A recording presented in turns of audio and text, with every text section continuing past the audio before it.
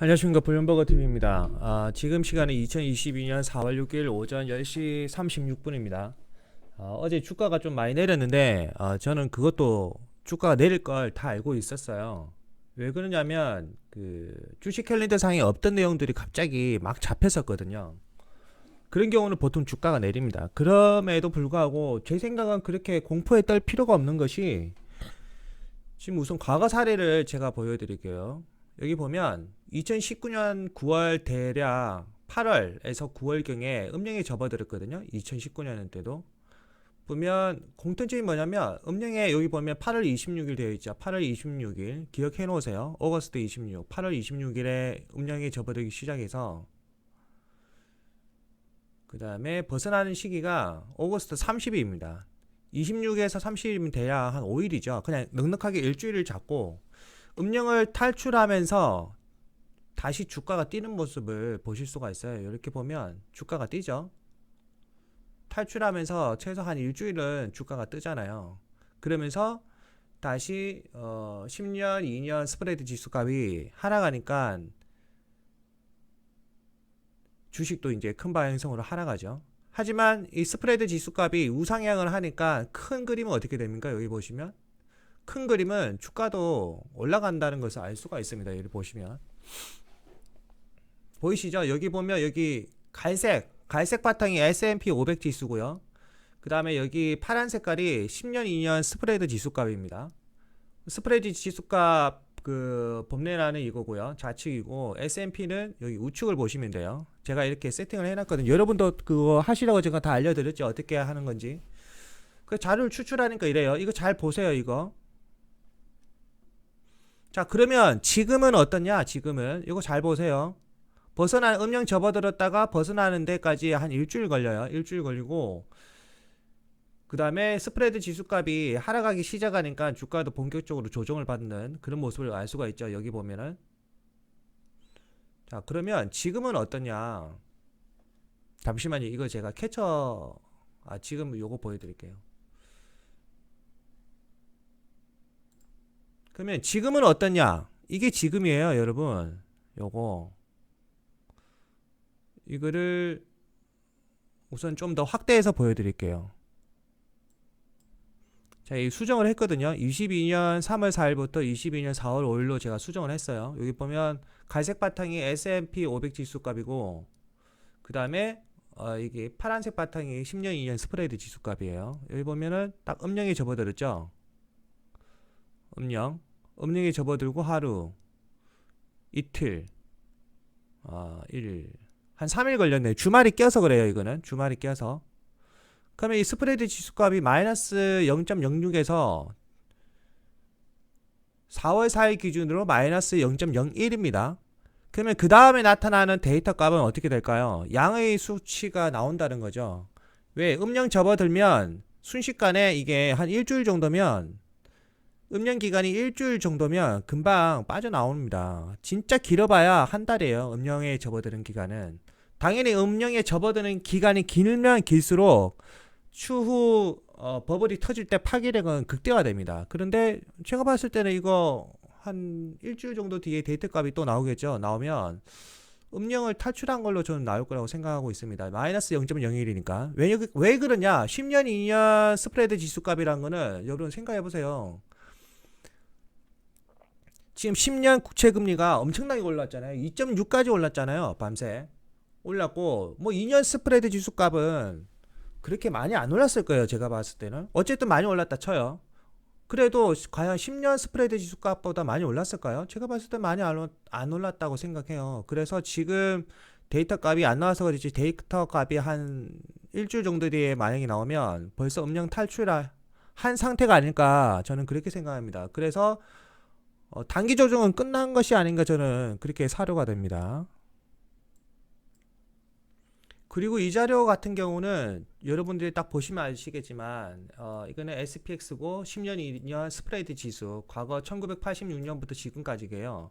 이제 노란 색깔이 나왔죠. 그러면 이 노란 색깔이 시작이 되고 나서 핵심은 뭐냐면, 여기도 노란 색깔이 시작되었고, 여기도 노란 색깔이 시작되었고, 그 다음에 여기도, 그 다음에 여기도. 자, 공통점은 뭐냐? 여기 같은 경우는 여기 스프레드 지수값 역전이 되고 주가가 내렸어요.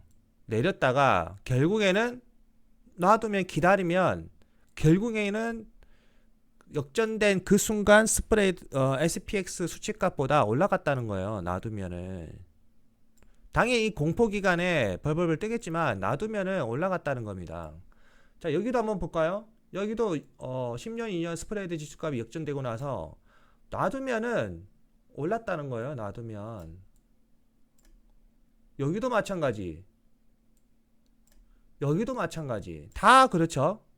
그러면 지금 여러분들이 여기 이 포인트 1988년도 포인트와 대략 2019년 조금 전에 보여드린 그때 2019년 포인트 값을 기준으로 하면 주가가 더 하락은 하겠죠.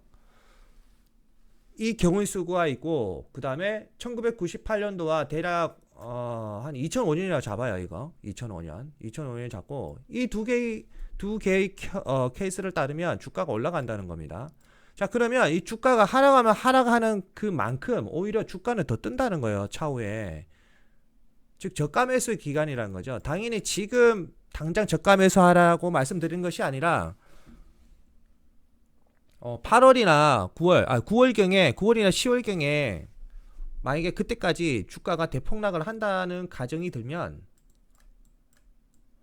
저는 선매도 타임이 아니라 어차피 물린 거 그냥 있다가 9월이나 10월경에 추가적으로 추매를 하는 것이 낫지 않냐 이렇게 생각합니다. 저는 만약에 지금 올인해서 물리신 분들은 그분들은 조금 더 생각을 해봐야 되겠죠. 하지만 지금 호재거리 하나 남아있는 게 뭐냐면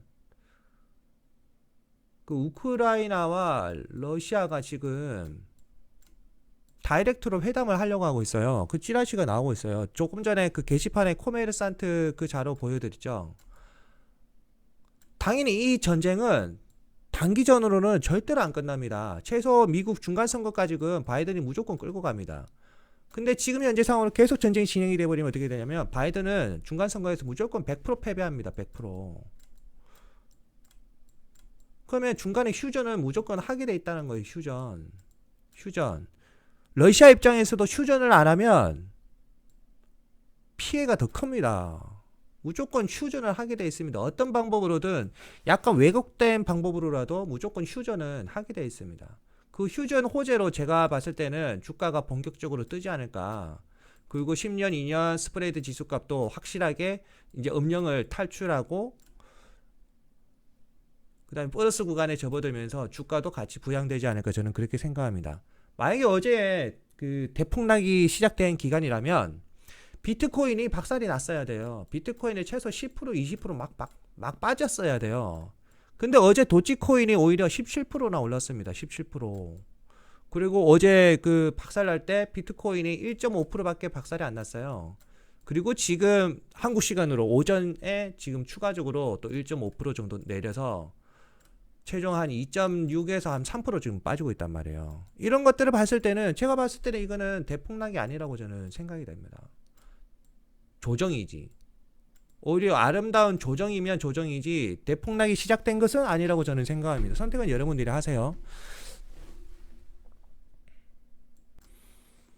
자, 이 자료는 뭐냐면 이거 다시 보여드릴게요. 자, 이 자료는 뭐냐면 역대 4월 2001년부터 2021년까지 4월 평균값이에요. 평균값. 쭉 보면 보이시겠죠? 여기 점선 부분만 보세요. 점선. SPX 500, 나스닥, 러셀 이렇게 보시면 돼요. 그러면 2022년 이렇게 시작이 됐고 여기 20년 평균값이 이래요. 4월 달에. 보면은 지금 우리 4월 6일이잖아요. 그러면 4월 4일 며칠 전에 그거 일론 머스크 때문에 주가가 팍 떴다가 어제 축 떨어졌죠. 맞죠? 이거는 이제 1월 2일까지 데이터 값이고 축 떨어졌잖아요. 그러면 오늘 6일이니까 약간 상승 여기 보이잖아요. 약간 상승하고 그 다음에 내일 내일 엄청나게 폭등을 하지 않을까. 그 찌라시가 뭐가 될지는 저도 몰라요.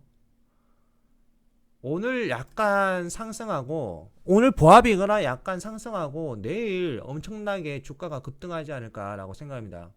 그렇게 급등하고 나서 이 수치값이 어느 정도 급등하냐면 어제 찍어내린 거 오늘 내일 다 만회한다는 거죠. 그러면 이때 내일 어떤 발언이 있냐면 그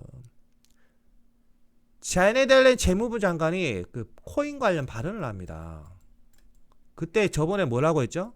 건전한 규제 제도권으로. 제네트 옐런이 그전에는 그 코인 관련에 대해서 아주 부정적이었는데 지금은 바뀌었습니다. 건전한 규제파입니다. 건전한 규제. 그 영국에서도 제가 말씀드린 건전한 규제 내용이 계속 나오죠. 오히려 영국에서는 그 코인을 전략 거점지로 국가 권력 글로벌 국가 거점으로 삼으려고 하는 그런 미래 비전을 보이고 있습니다. 그 게시판에 다 알려드렸죠. 그러면 최소 19일까지는 4월 19일까지는 오히려 이렇게 주가가 올라가지 않을까 저는 생각합니다. 저점이 우상향하는 개념으로. 그러니까 이번 달 조정은 끝났다는 거지 여기 보면. 근데 이 저점만 보면 저점이 올라간다는 거죠.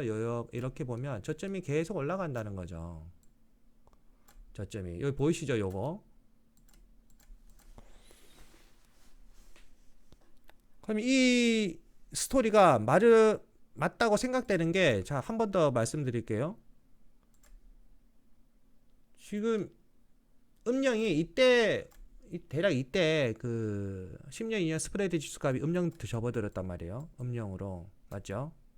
그리고 일론 머스크가 호재 띄우면서 주가가 부양이 됐고, 어제는 FOMC 없던 게 갑자기 잡히면서 주가가 폭락했단 말이에요. 근데 대략 그 이쯤 아마 4월 4일 5일인가 이쯤에 그 스프레드 지수값이 마이너스 0.01인가 아까 봤잖아요. 어쨌든 이때는 대략 마이너스 0.04 이때는 대략 그 스프레드 지수값이 마이너스 0.04였단 말이에요. 즉 올라가는 방향이잖아요. 그러면 조만간에 이 스프레드 지수값이 내려갈까요? 제가 봤을 때는 올라간다고 생각합니다. 왜 그러냐면 10년 국채 이자율이 올라가고 있잖아요. 스프레드 지수값은 결국에는 10년 국채 이자율 빼기 2년 국채 이자율이란 말이에요. 이 10년 국채 이자율이 만약에 안 올라가면 이게 음영으로 계속 들어가는데 10년 국채 이자율이 엄청나게 올라갔단 말이에요. 왜 그러냐면 그 한경에서 말을 했지만 10년 국채 가격이 너무 올랐으니까 그거를 어제 막 매도 쳤단 말이에요. 매도 치면서 국채 이자율이 올라갔고 국채 이자율이 올라가니까 10년 2년 스프레드 지수값이 그 마이너스 0.04에서 엄청나게 마이너스 0.01까지 쭉 이 수치값이 좋아졌단 말이에요. 그럼 이 과거 데이터 값이니까 며칠 뒤에 수치값을 발표를 하면 제가 봤을 때는 벌써 플러스로 전환되지 않았을까 저는 그렇게 생각합니다. 그러면서 주가가 큰 방향성으로는 최소 4월 19일이나 못해도 4월 15일까지 오르지 않을까 그렇게 생각합니다. 저는. 근데 더 지켜봐야 되겠죠. 제가 뭐 천재도 아니고요. 그 다음 이 차트도 제가 저번부터 말씀을 드렸죠. 제 강의 들으신 분은 아실 거예요. 이 차트를 보더라도 이 색깔로 해야 되겠다. 이때가 대략 옵션 그 3월 17일 옵션 만기일 기간이에요. 이게 언제 거라면 08년이에요. 08년. 지금 우리는 그 2018년과 08년의 큰 흐름을 비슷하게 따라가고 있는데 쭉 모니터를 해보면 08년과 비슷하게 따라가고 있습니다. 그럼 3월 17일 기준으로 이러면 지금 4월이니까 대략 이렇다 쳐요. 4월이면 4월 1일부터 언제까지 여기 보면 이때는 아마 갑자기 수치값이 내려가는 건 이건 옵션 만기일이겠죠. 대략 4월 한 15일 이때겠죠. 옵션 만기일경. 당연히 이번 달에 4월 15일 그거예요. 부활절 때이기 때문에 4월 15일 옵션 만기일이 아니에요. 대략적으로 그렇다는 거죠. 하루 땡겨졌잖아요. 그것도 하루 땡겨져서 목요일로 저는 알고 있어요. 그러면 이 기간이 지나고 나서 이 그림이 나타난다는 건데 이게 뭐냐? 실적 기간입니다. 실적 기간. 이 그림이 실적 기간이에요. 그럼 이 기간에 발표하는 기업들이 많겠죠. 대표적으로 이때는 러셀이 발표 안 합니다. 대형주들이 발표를 해요. 대형주들이. 이때 대형주들이 실적을 발표하면서 어느 정도 주가를 띄워주지 않을까 생각합니다.